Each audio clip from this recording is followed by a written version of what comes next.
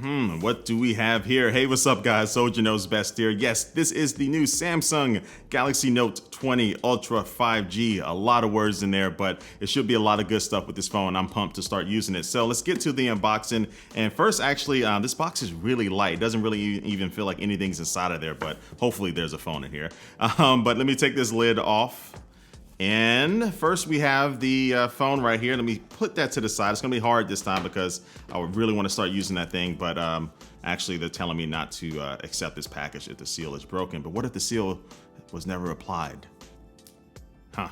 Anyway, sometimes with these review units, they actually get inside of the box first to do some things, I guess. But yeah, okay, let's put that to the side. And we have this, should be a 25-watt fast charger here. And down here we do have a USB-C cable and no headphones. And so I do believe there are supposed to be headphones in there. I think Samsung has an unboxing on their channel that shows that. But again, sometimes with these review units, they kind of add and replace things and take things out sometimes. So I think that's the case there. But anyway, we do have the Note 20 Ultra finally unboxed, and let me get this thing fully undressed and naked for you. So let me take off this plastic on the back, and on the front we do have a cover there.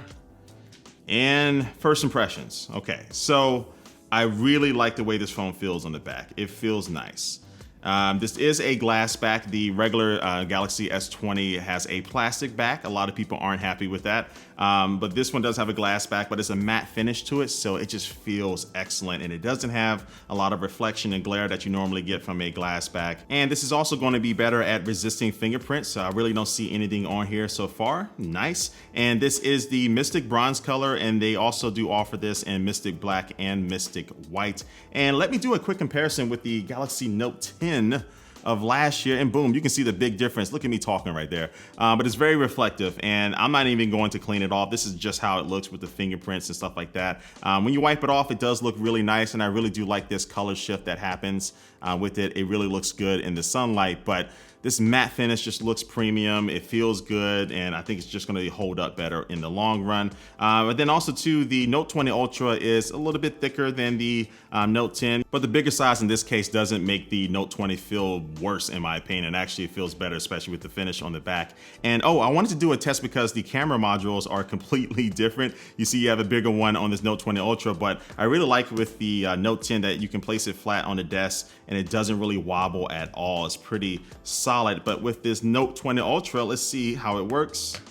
On the bottom, it's fine. At the top, yeah, you see, look at that. All right, so taking a tour around the phone, on the right-hand side, you find the volume and the power buttons. On the left-hand side, you don't have nothing. And then at the top, we do find the micro SD card and the SIM card tray. Now, I never thought I would be comparing this Galaxy Note 20 Ultra to the Pixel 4a that I have over here. But the one thing that's kind of interesting is that the Galaxy Note 20 Ultra starts at $1,300, right? And the Pixel 4a is $350, but both of them have 128 gigabytes of storage. Now on the Ultra, you can upgrade up to 512, but I think if you're paying that much, the base storage should be at least 256 gigabytes at this point. And so yeah, micro SD card is not hard to get at this point. And if you use a Galaxy Note before, chances are you might already have one, but still it's just the principle of the fact that in no way should a $350 phone have a seemingly better spec in the eyes of the consumer than a $1,300 phone.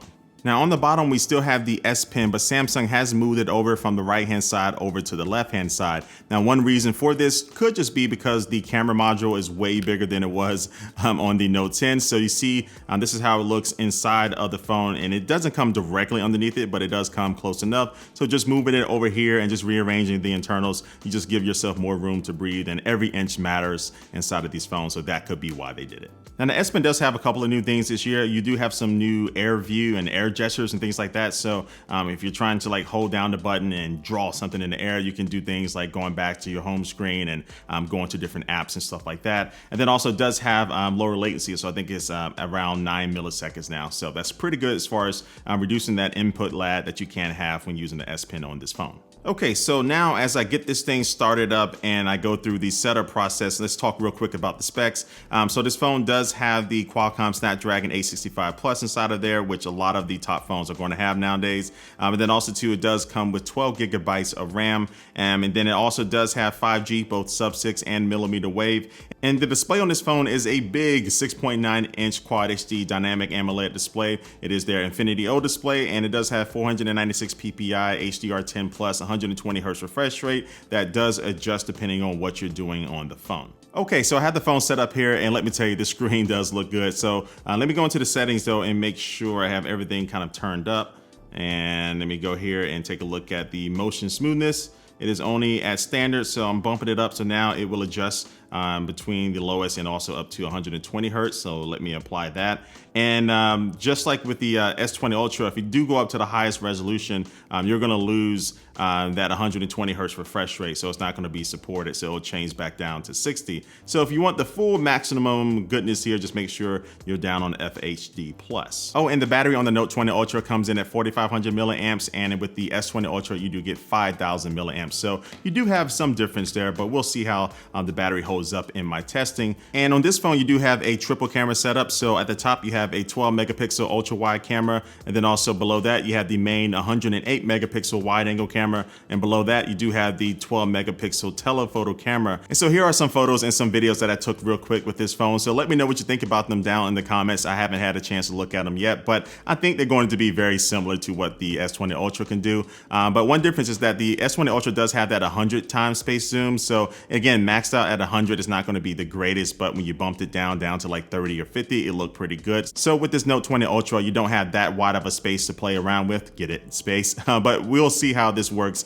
in my direct comparisons that I'll do between the phones coming up here soon. And in Pro Mode for video, you have more control over the audio, so you can see your audio levels and then also switch between the multiple microphones that are on the phone. And then also you can use some Bluetooth earbuds to be able to have that audio for your video and play around with that. And you have some more controls over focus and stuff. So I'll cover this in my camera section of my review a little bit deeper to see what all you can do. And then Samsung is also working closer with Microsoft with their Xbox Game Pass. So in the Galaxy Store, there will be a different app than the one that's in the Play Store. And this will allow you to be able to buy tokens and buy skins and stuff like that within games. But then also there will be a bundle coming out later that will have like a controller adapter and then also to a few months of the service for free. But yeah, let me get out of here and start using this phone. So again, like always, I really do appreciate you watching this video. Please like it if you do like it. And then also to make sure you subscribe and hit that notification bell if you haven't already. And thank you for watching again, and I will catch you later. Peace.